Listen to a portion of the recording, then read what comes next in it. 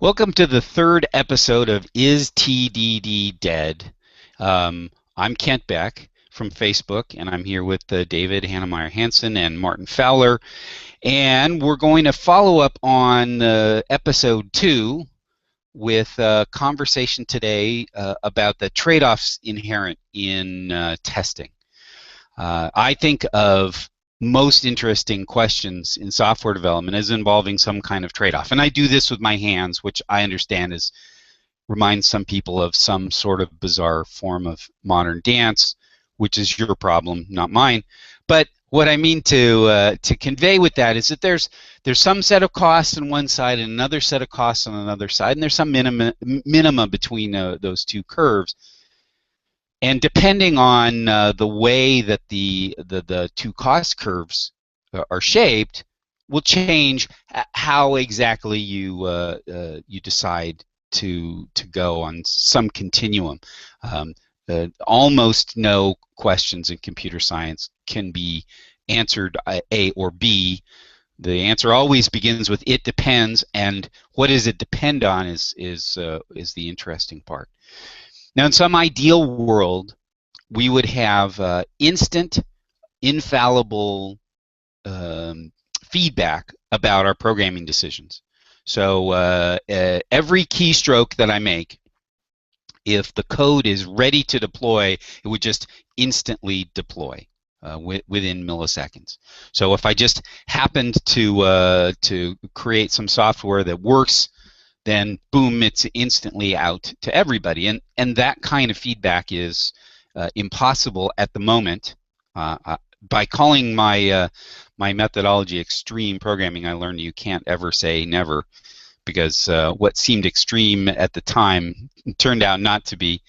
But that's the ideal world, that you get this instant feedback about whether your software is ready to go or not. And the reality is that we have to back a ways off of that. And the question, I think, is how far off of that do we need to back? Some of the constraints in my mind, as I'm wondering about this question, is how frequently do we need feedback? And we've had a range of answers. Between the three of us, we've had a wider range of answers on the fabulous interwebs, about ranging from 100 milliseconds to minutes, certainly. So how frequently do you need feedback about some decision that you made? Is it doing what you think it does? A second continuum is fidelity. So in some ideal world, there'd just be red and green, and as programmers, we're comfortable with that sort of binary thinking. In fact, any set of tests is going to be accurate only to some number of decimal places. So if the tests are green and we push to production, some percentage of the time everything's okay, and some percentage it's not. So how much are we willing to invest to get better fidelity in the tests? And that's a continuum. And certainly different kinds of software require different levels of fidelity. And I think different personalities require different levels of fidelity. Another thing that I think we've been dancing around and haven't really addressed directly is overhead. So as we change some of these other levers, say if you want to increase the fidelity of the testing of your test suite, the cost of that's going to go up at the same time. So how much of that overhead are you willing to accept to get more frequent or higher fidelity feedback? And the last of the major issues that I identified is lifespan. How long is this software going to live? I'm often in the Facebook has this tradition of hackathons, and going into Facebook, I had a pretty fixed, here's how to program, and I realized that style, with absolute confidence in the quality of the code and so on, well, of my hackathons, none have ever shipped. So I've participated in, I don't know, 10 or 12 hackathons. None of that code is still alive. So how much effort did I really need to put into finding out that my idea wasn't worth pursuing? I had to write the code, but in this question of overhead, well, if I want to dial the overhead way up, for code that's just going to be discarded because I wrote it to learn something, I learned it, and now I throw it away, it doesn't really make sense. So again, there's a continuum of lifespan, and lifespan isn't just measured in years, it's measured also in probabilities. This is really likely to live a long time. This is really likely to die very soon. So that's how I think about this trade-off. When somebody says, okay, well, what style of feedback do you want to get from tests? These are all the constraints. I think, well, okay, this isn't going to live for very long, but it's a really complicated algorithm, and so therefore I'm going to test about this much. And here's where I'm going to stop trying to think about crazy cases. And then I'm in some other situation, it's a load balancer, extremely high performance, and the curves go a completely different way. So I don't know if that helps to clarify the differences. I mean, we're not in this to agree. My personal goal is just to understand the set of trade-offs by having to articulate them to people who are prepared to tear my ideas apart in a constructive way. And so I'm not aiming for agreement, but those are the things that I'm thinking about as I'm thinking about a style of testing. Is that jibe with what you guys consider different? Am I missing something? Well, to some degree, but one thing that occurred to me as I was thinking about that closing question from last time is, well, there's more than one thing that you're looking for feedback on. I mean, one of the most important parts of feedback is this software doing something that's useful for the user of the software? And that's something that sometimes can be expressed very nicely through tests. I mean, the classic, here's the payroll, here are various example cases, work through the tests, works beautifully. On the other hand, I'm figuring out how I want to render my overview page of is TDD dead into HTML, and I'm not actually quite sure what I want as an output until I try a few things and look to it. I want feedback, and I produce that feedback by looking at the page, seeing how it feels, clicking around.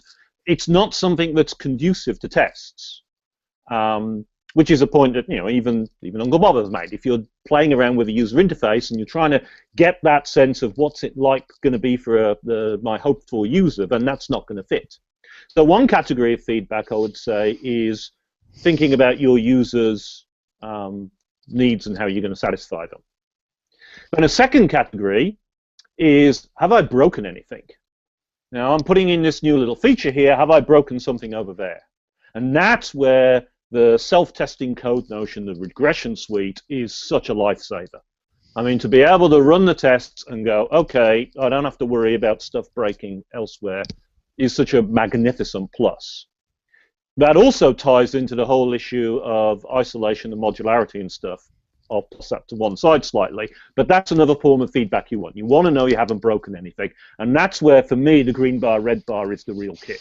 I actually don't care about the green bar, red bar for the new functionality, because I want every test to fail, even if I'm doing TDD, before I see it succeed. But, or at least I need to see it fail at least once, one way or the other. But that green bar, red bar is vital on the have I broken anything. And then the third dimension I see that is my code base healthy? Is this a code base I'm going to be able to continue to run quickly with for the length of time I expect to be working on it? And that's a much more tricky thing to get feedback on. And I mean, you build your aesthetic of how to name things, how to organize your code, but it's still a questionable thing, and it gets even more difficult if you know that code's going to be taken up by other people, potentially even people you don't know yet. I mean, that's the classic problem that Thoughtworks teams face. Right? They go in, they're doing a project, they don't even know who they're going to hand the code over to at some point. And so that really complicates the is the code base healthy aspect of the feedback. So that's 3 forms of feedback I can think of. User needs, have I broken anything, is the code base healthy?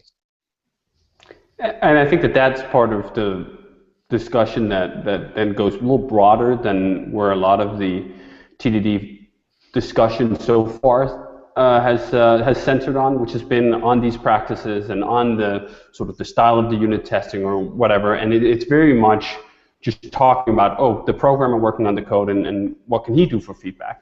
One of the things that we found or rediscovered, I guess, was before we had TDD and before we had programmers writing their own automated test suite, we had a lot of QA people, right? And then TDD actually, in many ways, became so successful that a large number of shops, they cut out their QA people. They don't have people doing QA anymore. Basecamp was one such shop for quite a long time. It's only 2 years ago, I think, that we started having somebody work QA, which by historic standards is an anomaly, right? Like most software otherwise produced would have a QA department. And I think part of TDD being so successful in giving programmers confidence, it gave them overconfidence. I think it gave them overconfidence in the quality with which they can produce software through testing that they come up with as part of the development. And then they got so overconfident that they thought they didn't need QA, and then they started shipping software that on not all parameters were better quality. I think obviously the old model was broken, right? Like just never testing your own code, throwing it to a QA department. You don't give a shit about the quality. It's just going to be a moral or royal mess for them because you know somebody else is going to clean up after you, right? So that's the pendulum swinging to one extreme. And then I think large extent we've swung too far back to the other extreme, which is, oh, well, I'm a programmer. I now have tools. I have TDD. I have all sorts of infrastructure that can make it so that I can test myself. I am sufficient. I can produce good software on my own accord. I don't think that's true at all. I don't think you can work on anything of material quality and produce great software without having somebody who's not you test it. And I think that it's disappointing to me that sort of has drifted out of the conversation. And the reason it's disappointing to me is I've seen just how powerful somebody who's not part of a real QA person can be, right? Somebody who walks in not knowing how I implemented things, somebody who's not thinking about my happy path, somebody who's just thinking about breaking my stuff before the users do. So I think that's one part of it. The other thing I wanted to focus on was to do this, the trade-off part, you have to know what the cost is. You have to know what the downside is. You have to know what the drawbacks are. And I feel like it hasn't actually been this when it's been TDD and testing, it's just been this. Like there's been one bar, which is the positive part. This is, oh, let's make the test run faster. Minutes are better than hours. Well, great, let's do that. Well, seconds are better than minutes. Well, let's do that. Well, milliseconds are better than seconds. Let's do that. But you never got this back, right? Like if you just keep chasing this and you just keep chasing improvement, I think you can become blind to what the original intention with trade-offs was that you were trading something off of value. You're giving something away that was valuable, that you didn't just want it to give away. It cost you something. It either cost you time, it cost you complexity, it cost you overhead, it cost you all these other things, right? And I think that discussion,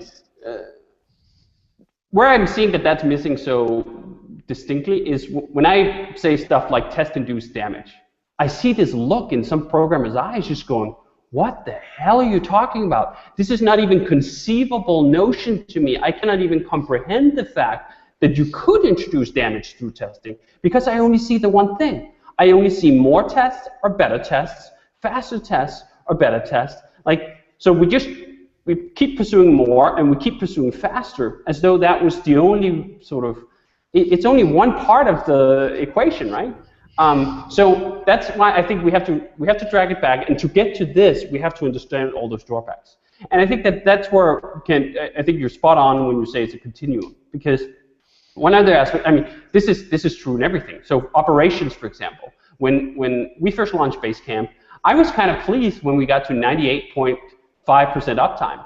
Like, that sounded impressive to me. Then at some point we got to 99%, and I'm like, hallelujah, this is amazing, right? And today we're at 5 nines. The cost of going from 99 to 5 nines was exponential, right? Which is the same thing, that's how I feel about tests. To get to, say, 99, 5 nines of coverage, it's going to be exponentially more expensive than to get to 99. And even getting to 99 is going to be so much more expensive than getting to 80. One of the terms that stuck in my mind when I read the first time was this notion of criticality, where if you're working on a NASA space launch module, you better chase 99.999, right? If you're working on pacemaker software, you better do that. If you're working on gluing some services together for a web app that's just launching, that's just exploratory, well, no. You should not do 5 nines of reliability. You should not do 5 nines of coverage. And I think that you can't have that conversation while at the same time having, at least from some quarters, the notion that you should not write a single piece of production line before you've written a failing test. Those things don't go together, right? You can't, on the one hand, claim, well, we need 100% coverage because that's our design methodology, and then at the same time also feel like, oh, well, we're doing a trade-off that depends on the criticality of our domain. So anyway, I think that that's where it's really interesting to talk about trade-offs. The interesting part is to talk about all the things that you're giving up and whether those things are worth giving up. Yeah, I want to get back to what you were saying about QA, and now the pendulum has swung too far, and I think about it a little different. First, that old school. Now I hate to play the age card, but I worked with QA departments enough times to see the dysfunctions that came about as a result of that. And the big one, the only piece of Facebook swag I have in my office is a big poster that says, nothing at Facebook is somebody else's problem. And the remarkable thing about Facebook as an engineering organization is the degree to which 7,000 people all actually agree on that. I've never seen an organization this big take this much responsibility. Getting rid of QA, and Facebook until very recently had no QA at all beyond programmers. In the traditional sense, now we have some people working on the mobile apps, but it's very programmers take responsibility, and it works okay. It's a question of compared to what. If you said, well, if you had a really healthy relationship, if as a programmer you still took responsibility, but somebody else was helping you be even higher quality, wouldn't that be better? Sure, if that's what you're going to compare it to, then absolutely. But the transition back in the dark ages wasn't from a healthy relationship. It was from this very dysfunctional, irresponsible attitude, throw it over the wall, long cycles, vague feedback. Going from that to programmers accepting responsibility for the quality of their work, that was a huge step forward. Can we go beyond that? Sure, absolutely.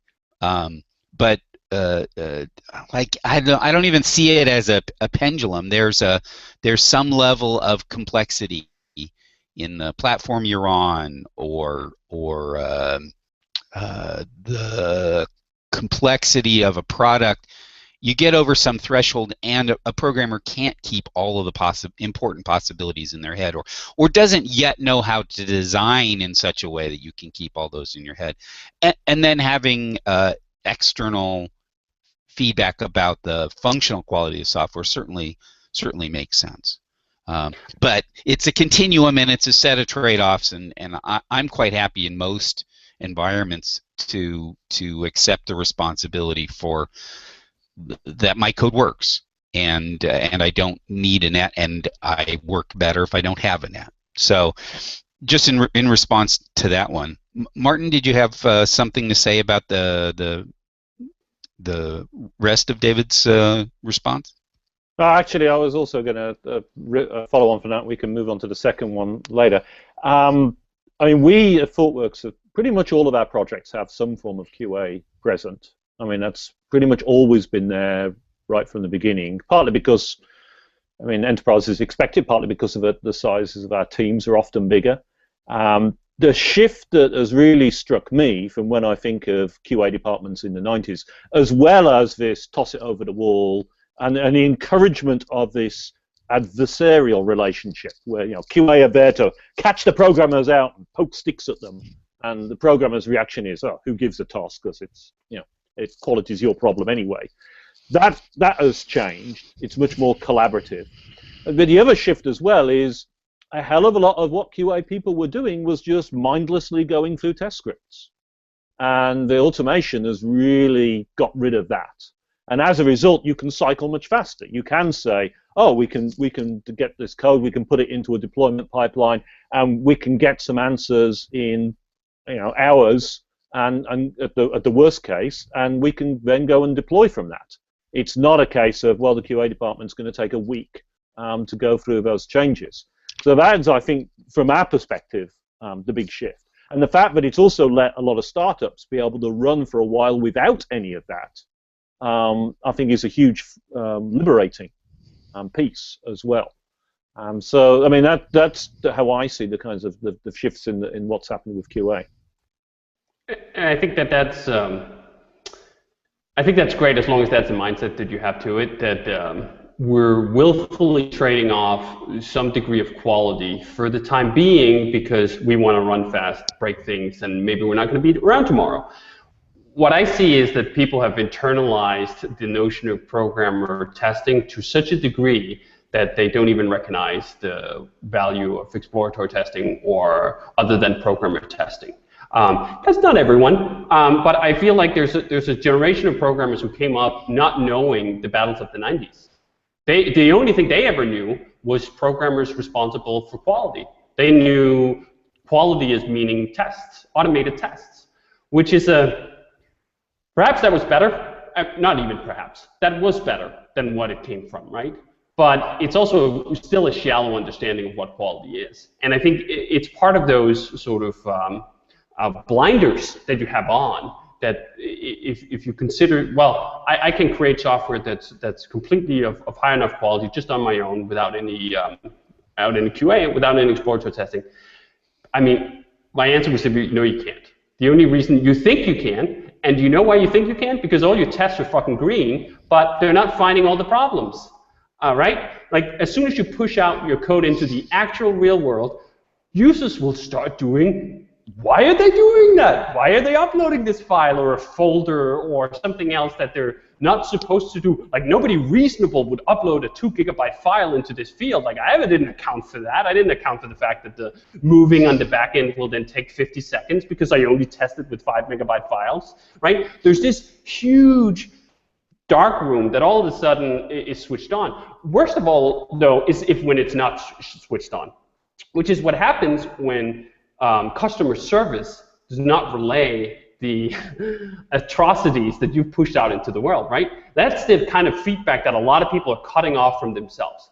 Like, I've dealt with programmers for at least 10 years at Basecamp, where we've had this sort of inherent conflict that programmers didn't want to be on call. They didn't want to deal with customer complaints because that's kind of drudgery work. But it's also the information feedback loop, right? It's the feedback loop that goes beyond just, I wrote my own test, I'm designing my own feedback loop. Here's the actual real world flowing into that, right? And that's often ugly. People don't want to see that, right? I can understand in the same ways that TDDs, perhaps in the early days, taught people, like, here's this extra feedback loop, and people didn't like what they saw, right? Like, holy shit, my code actually is quite poor just when I'm testing it myself. So now you need or reach a level of proficiency where you can create code that you yourself can test and can be green, and that can feel good, but it can also be a plateau where you don't realize that there's many, many steps above that in quality and sort of the goodness of the program that come from actually users still find problems. right? Right. And that's that sort of the split of like, oh, I have 100% coverage of my code, yet I still have bugs. Like there's some cognitive dissonance that's going on there where it's just like, how is this even possible? Like this is not supposed to be possible. All my tests are passing. Right, and maybe we should always stipple a few red pixels in every green bar as a reminder not to be too arrogant about just what that means.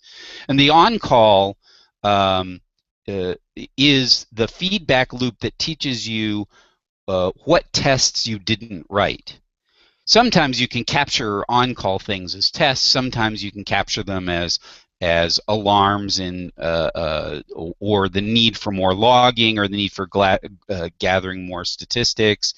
But it teaches you what feedback loops you don't have automated in place yet. And yeah, I'm with you on that. Facebook on-call is programmers are on call, and it's not pleasant work, and everybody complains about it, and there's no way that we're going away from it because it's just so valuable as an engineer.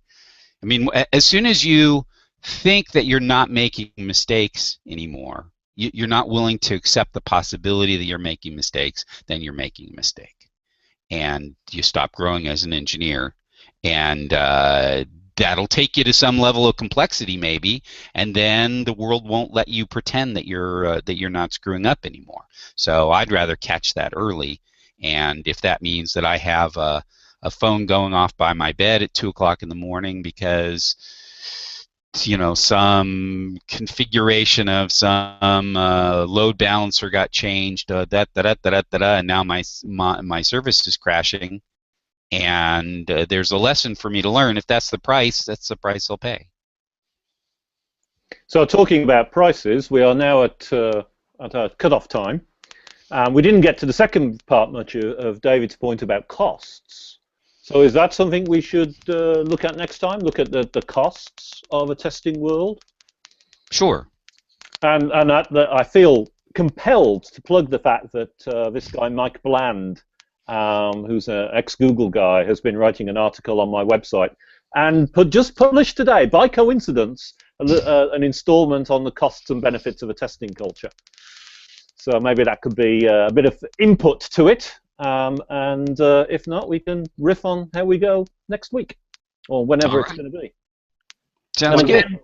And again, we'll announce on the feeds when the next Hangout is. I've also got a regular page set up now that'll always have the next page and the links to all of the previous ones as well. So that should make things a little bit more organized. Over time. We're programmers after all. Yeah, the next piece of organization will actually to be decide the next Hangout before we begin this one. That's my stretch goal for the future. Sounds good. Okay, so bye-bye. Thanks. Thanks, bye-bye.